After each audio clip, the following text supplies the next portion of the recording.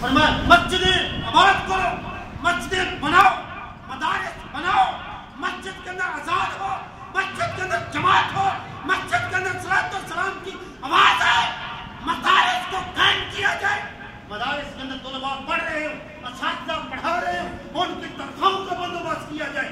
جب تک اس پورے برے صغیر کے اندر میں یہ نظام نہیں دیکھوں گا میں جیل سے رہائی ہوں گا، اور تب تک تمہیں یہ دورہ پڑتا رہے گا۔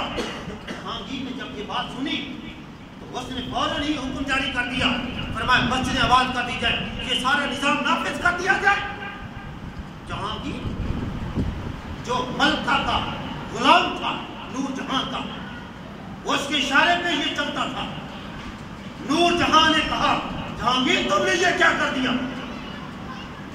تم نے اپنے باپ کے نظام کو، دین اکبری کو تم نے نیست کر دیا۔ اب جب یہ نور جہاں نے کہے جہانگیر کو الفاظ، اب غور سے سننا کیا جملے بولے، اور یہ جملے کیوں بولے؟ جہانگیر نے کہا جان دادم پر ایمان نہ دادم، نور جہاں سن، تیرے عشق میں آ کر ہم نے تجھے جان تو دے دیا پر میں نے ایمان نہیں دیا۔ یہ جملے بولے، جان دے دی میں نے ایمان نہ دیا کیونکہ ایمان میرا برقرار ہے۔ فرمایا مجھے دورے پڑے، کئی سال میں دورے میں مبتلا رہا، مجھے افاقہ نہ ملا، حکیموں طبیبوں ڈاکٹر نے مجھے لاجواب کر دیا۔ اس دورے سے افاقہ مجھے کیوں ملا؟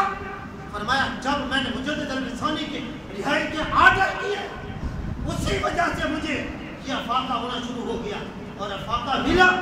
پھر اللہ کے ولی کی ایک نگاہ کا فیض کتنا ہوا۔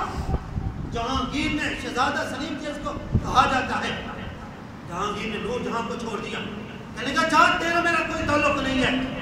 فرمایا میں اتنا عرصہ بیماری کے اندر مبتلا رہا، دوروں کے اندر میں مبتلا رہا، مجھے کہیں سے افاقہ نہ ملا، مجھے افاقہ کہاں سے ملا؟ فرمایا جب سے میں نے مجدد الرسانی کو دیکھا اور اللہ کے ولی نے ایک نگاہ دوڑائی، اللہ نے میری قسمت کو سنبھال دیا۔ کسی نے کیا خوب کہا نا، نگاہ ولی میں وہ تاثیر دیکھی، بدلتی ہزاروں کی تقدیر دیکھی۔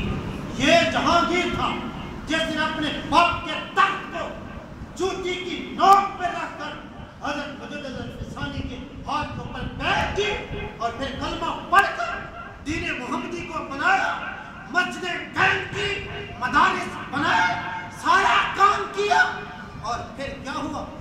اسی کی نسل سے اللہ پاک نے نور الدین زنگی کو پیدا فرمایا۔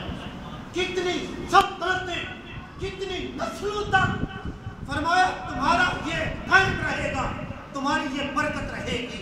اصل میں یہ جہانگیر کا کوئی مقام نہ تھا، یہ اللہ کے اس ولی کی نگاہ رحمت تھی، وہ نگاہ ولایت تھی جو حضرت مجدد الرسانی نے اپنی نگاہ ولایت سے اس جہانگیر کے دل کے اندر اس کی دل کی کاڑی کھوٹڑی کو ایک نور اللہ نور بنا کر اس کے دل کو روشن و منور کر دیا، اور پھر فرمایا کئی دہائیوں تک تمہارا یہ فیض باقی رہے گا۔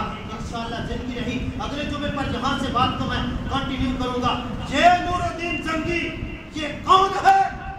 یہ وہ ذات ہے جس کو میرے نبی علیہ السلام نے خواب میں زیارت کروائی تھی اور فرمایا تھا چلو مدینہ شریف میں۔